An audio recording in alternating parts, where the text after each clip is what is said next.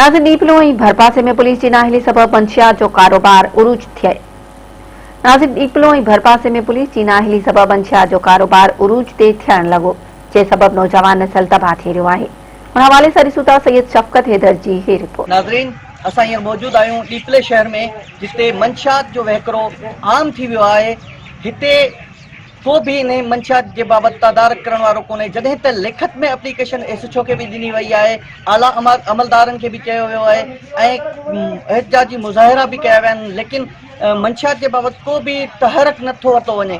अचो त हिते जे शहरनि सां पाण ॻाल्हि ॿोल कयूं था इन बाबत। इहो आवाज़ आहे इब्राहिम लुंड त मंशियात सरेआम हली रही आहे ऐं मंशियात बंदि थिए ऐं पुलिस कंट्रोल कोन थी करे ऐं तमामु एसएचओ जेको आहे सो नायल ऐं हिन खे फौरन असां एसपी साहब खे अपील आहे त हीअ बदिली कयो वञे ऐं ॿियो एसएचओ असांखे ईमानदार ध्यानदार ॾिनो वञे।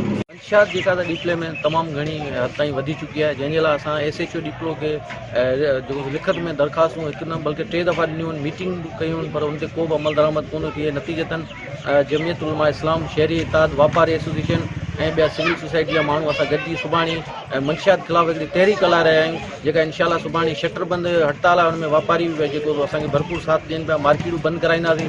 सुभाणे जेको सो 11 बजे खां असांजी बदिली स्टाफ खां जेका रैली निकिरंदी, जेका अलाह चौक ते उते असांजा मुखबिरीन जेको ख़िताब कंदा, उन खां पोइ असांजी मुसलसिल उन खां इहा तहरीक हलंदी रहंदी जेसि ताईं हे जेके मंशियात फ़रोश आहिनि हिननि खे गिरफ़्तार न कयो वेंदो। मंशियात जेको आहे इहो मौजूदु वक़्त में कैंसर खां वधीक मुज़िम बणिजी चुको आहे।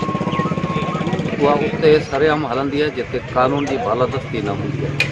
हिते कानून जेको आहे सो तबिक़नि में विरहायल आहे।